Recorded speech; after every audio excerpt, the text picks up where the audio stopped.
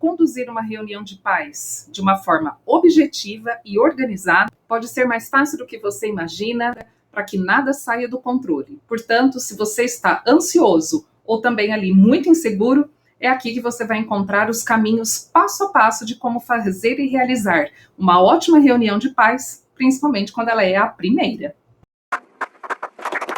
Nesse vídeo você verá comigo quem são esses pais, como eles pensam, como você vai se apresentar corretamente para conduzir desde o início uma ótima reunião de pais e mestres. E também vamos ter alguns brindezinhos bônus no decorrer do vídeo para que tudo saia de acordo com o que você realmente quer. Afinal de contas, os pais são aliados ou são inimigos? Geralmente aqui no canal a gente fala nessas duas vertentes, mas nós também podemos ter pais que são ali, o meio termo. Mas na verdade, quando a gente adota determinados tipos de objetivos e faz isso com coerência, você consegue alcançar cada um desses pais. Geralmente as escolas de um modo geral, e aí a gente está falando sobre diretor, coordenador e tudo, tem sempre um tipo de demanda em torno dos pais. Querem que eles sejam participativos, desejam e cobram a presença deles, o acompanhamento dos filhos deles, que são os seus alunos em sala de aula. Nós já abordamos algumas coisas aqui na forma de você lidar com os pais desafiadores e trazê-los para dentro da sua reunião. Nesse vídeo, no entanto, é para uma orientação geral, principalmente quando você está na sua primeira reunião. Então, lembre-se sempre, a escola quer que esses pais estejam ali dentro. E eu pergunto para você aqui nesse vídeo, por que você está assistindo a ele? O que te chamou a atenção? Foi logo no início? Foi no meio? Como que isso acontece? Quando nós lidamos com pessoas, nós precisamos fazer uso também de algumas técnicas que fazem com que esse entretenimento, que essa liga aconteça. E isso a gente pode fazer no presencial, que se torna ainda mais fácil do que aqui no digital, por exemplo. A primeira coisa que você precisa se lembrar, portanto, e ter consciência, é de que os pais não fazem ideia, geralmente, nem do que é ser pai, quanto mais do que é educação e a aprendizagem. Então, você está lidando com pessoas que não fazem parte do sistema educacional, salvo algumas situações em que alguns responsáveis e familiares têm algum tipo de formação na educação. Alguns são até professores, pode acontecer. E esses pais, que às vezes são educadores, podem se tornar não aliados, mas mais desafiadores do que os demais. E é muito importante que você atente para até assim, o tipo de personalidade que essas pessoas têm, esses pais, para que você consiga alcançar e tocar para conseguir fazer com que ele chegue até você e fique de um jeito saudável e produtivo. E a gente vai ver isso aqui. O fato de esses pais não conhecerem sobre educação e muito menos sobre a escola faz com que eles tenham como referência a escola do tempo deles. No meu tempo, ou no tempo dos meus pais, no tempo dos meus avós. No tempo do irmão mais velho, a escola não era como é hoje e não estava como está tudo hoje, de uma forma parece tão desordenada. Esse tipo de argumento é uma coisa que vai acontecer não apenas entre os pais, mas também entre nós professores. O que o professor iniciante precisa entender é que isso tem fundamento. Se eu não conheço nada do hoje, a única coisa que me aparece são as referências do passado. Agora, você já vai começar se apresentando de uma maneira diferente. Ele não quer saber se você tem mestrado nisso, se você tem especialização em tal coisa. Não, ele quer saber quem é a pessoa que estará com o filho dele em sala de aula. É a única coisa que interessa. E vocês reparam que eu dou sempre uma ênfase no filho dele e no seu aluno. Porque a criança, na verdade, ela tem ali uma posição de divisão de águas. Os pais têm a visão familiar daquela criança.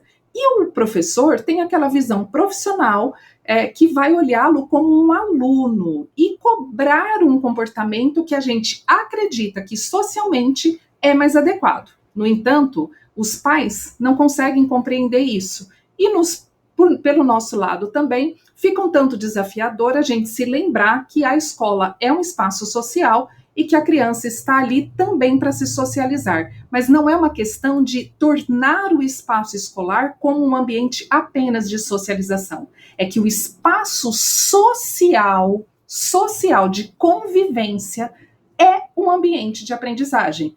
E ali ele vai colocar tudo o que ele tem para fora, seja do jeito positivo ou não. É por isso que a gente olha às vezes e fala: aham, aquele aluno ali deve ter mãe, deve ter pai que acompanha. Por quê? Ele trouxe de fora para dentro o que nós colocamos ali como uma questão cultural, às vezes, da própria família.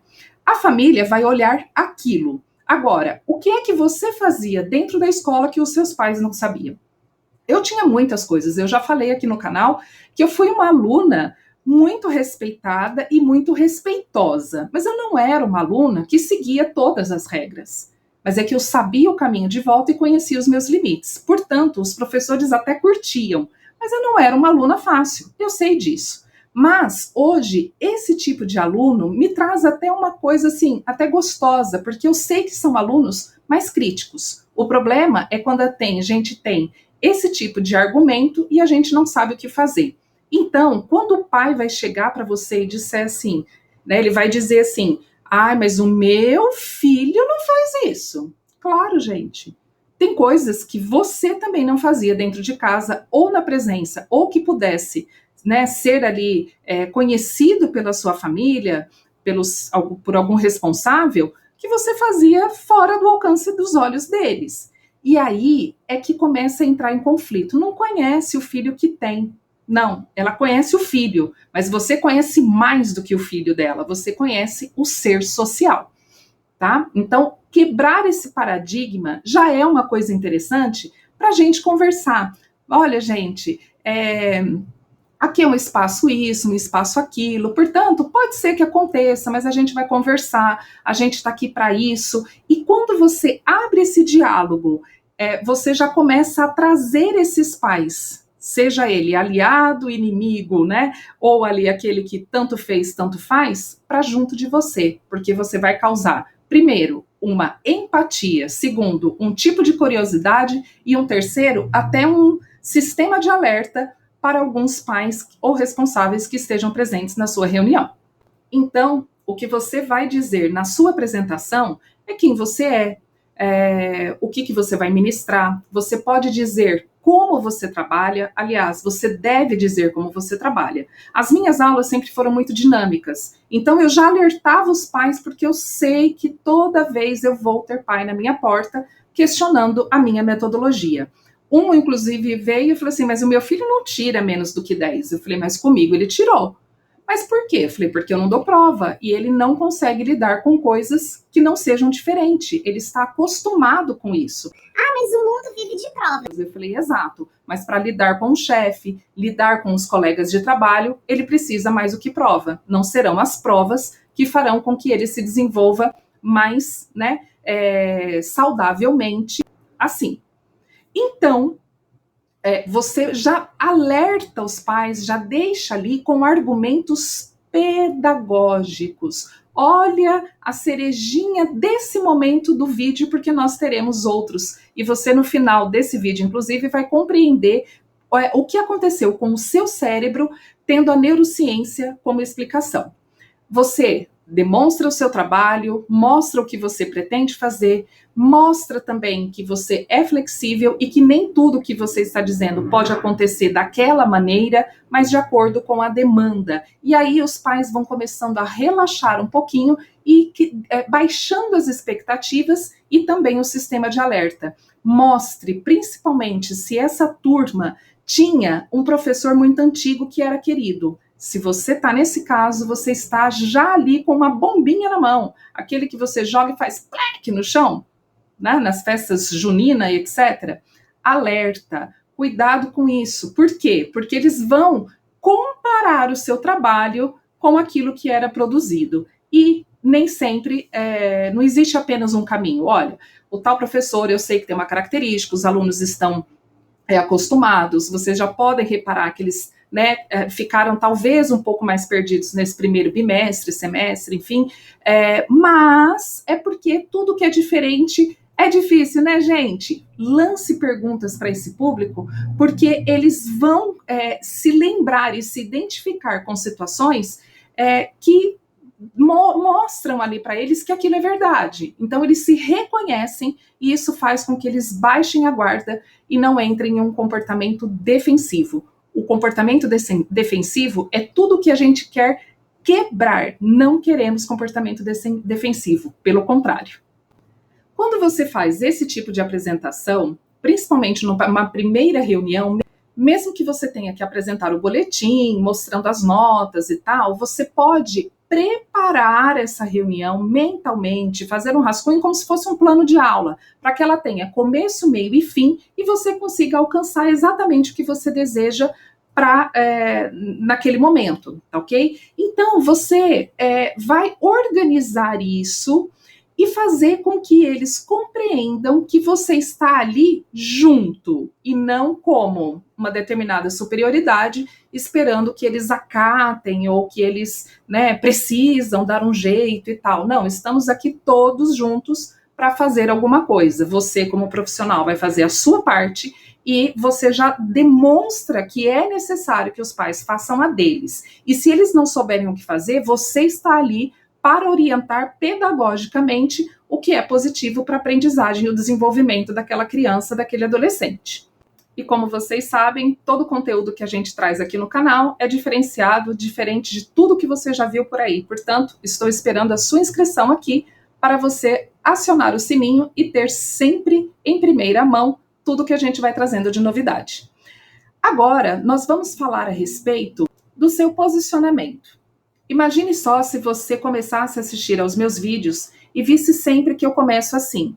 Olá, boa tarde, bom, estamos aqui hoje, vamos começar assim. Olha, minha expressão que foi cerrada, o cerrado é fechado e nada mais. Quando a gente traz esse tipo de característica, nós despertamos no outro os neurônios espelho. Quando você sorri com alguma coisa, você ri com alguma brincadeira que foi feita, lembra de alguma coisa que eu dei para você se lembrar e falar para esses pais, eu estou causando empatia. É a velha história de gentileza gera gentileza. Não estamos falando de tornar, né, não, nos tornarmos amigos desses alunos, nem desses pais, mas estamos falando de sermos amigáveis, assim como nós propomos que eles sejam com os colegas de classe, com respeito ao professor, à direção, etc. Tá bom? Quando a gente ensina uma coisa, a gente se espelha na outra. E aí, essa proposta vai se tornando cada vez mais palpável e a gente vai desarmando esse pessoal. Quando eu falo em desarmar, gente, para algumas pessoas, é muito desafiador colocar isso em prática, tá ok? Mas eu ensino isso assim, detalhe por detalhe, tintim por tintim, inclusive numa primeira aula da nossa metodologia, né, de Tenha Voz na Sala de Aula, eu ensino você a lidar, armar e desarmar o cérebro, mostrando o que acontece dentro dele, logo na primeira aula da nossa metodologia, em que eu ensino a você a lidar com os desafios da rotina escolar. É o Tenha Voz na Sala de Aula em 15 dias. Demonstre o mínimo de conhecimento sobre o desenvolvimento humano, sobre o desenvolvimento psicológico, etc. Mas por que eles não podem? A gente já tem aqui, né, alfabetizar, eles só brincam, professora. Tem um vídeo aqui no canal em que eu falo sobre o que você deve falar para os responsáveis e para os pais quando eles perguntam quando que essa criança vai aprender a ler, né, na educação infantil. A educação infantil está um passo cada vez mais desafiador e muito polêmico. Mas quando a gente entende um pouquinho sobre o porquê, que é uma questão pedagógica, sobre a coordenação motora, né, as brincadeiras ali na educação infantil, você tem o argumento que destrói qualquer coisa, tá ok? E quando você está no presencial conversando com esses pais, eles falam: nunca pensei nisso. Tem uns que não vão dar bola, mas esse é um trabalho de formiguinha e você não pode desistir e ser muito firme, isso é profissionalismo, naquilo que você vai entregando. E ele começa realmente a ter, assim, a verificar que não tem outra alternativa, que você sabe o que está fazendo. Uma coisa também muito importante do o que fazer, né, nessa reunião é você não desvalorizar as expectativas desses pais. Olha, gente, realmente, eu entendo o que vocês querem, a angústia que vocês sentem. Quando você faz isso, você acolhe a preocupação daquele pai e demonstra o que você pode fazer e o que está ao seu alcance para que o trabalho, que é o objetivo daquele ano, daquela matéria, seja alcançado. Tá bom? Então, não desvalorize as expectativas, mas mostre que você entende, respeita e que você vai fazer o seu papel e que às vezes aquilo está fora do seu alcance. Converse. O diálogo direcionado, existe uma confusão muito grande quando se fala em diálogo. Hoje em dia, principalmente porque as pessoas perderam a capacidade de dialogar. Tá? E de também assim de entenderem o que é um ponto de vista, o que é uma opinião e o que é uma verdade. O que você precisa nesse momento é levar para esses pais na reunião o seu conhecimento de área. Então, mas eu fico tão insegura, prepare-se, tá? Então, você vai precisar saber o objetivo dessa reunião, o que você quer com essa reunião.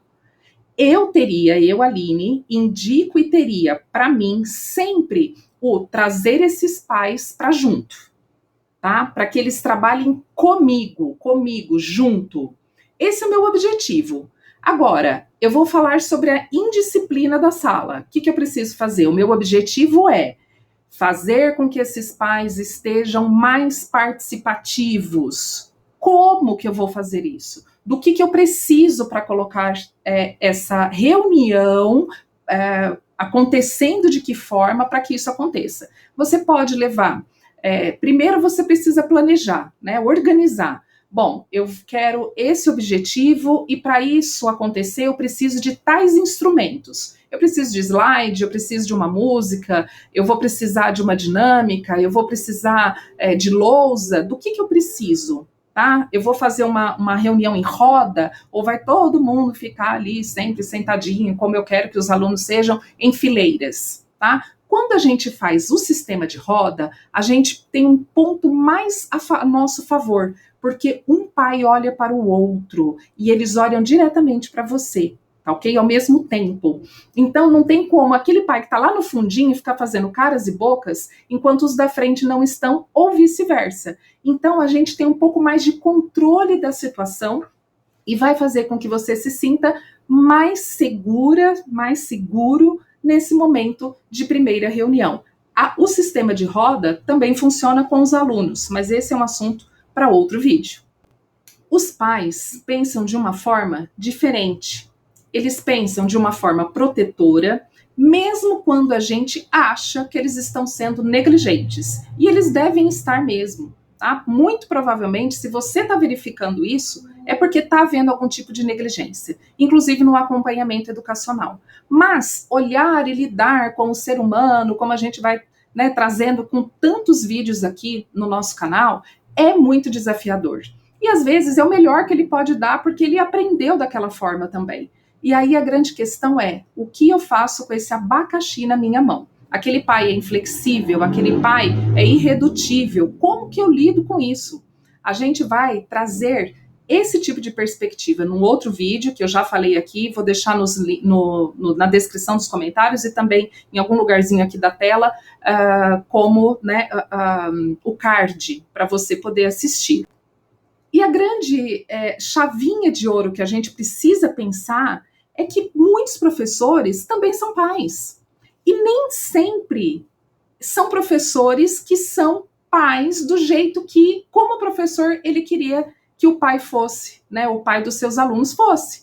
Isso acontece, gente. Por quê? Porque a gente tem uma relação afetiva diferente com aquele público. E aí a gente já começa a misturar um pouquinho as estações. É muito fácil a gente compreender isso quando nós pensamos na equipe médica, por exemplo. A gente costuma ver nos seriados e tal, principalmente nos norte-americanos, que o médico não deve atender e fazer procedimentos quando é um parente ou quando tem uma ligação afetiva muito forte. Por quê? Porque isso influencia nas decisões. O emocional grita, nós somos, né, de acordo com isso.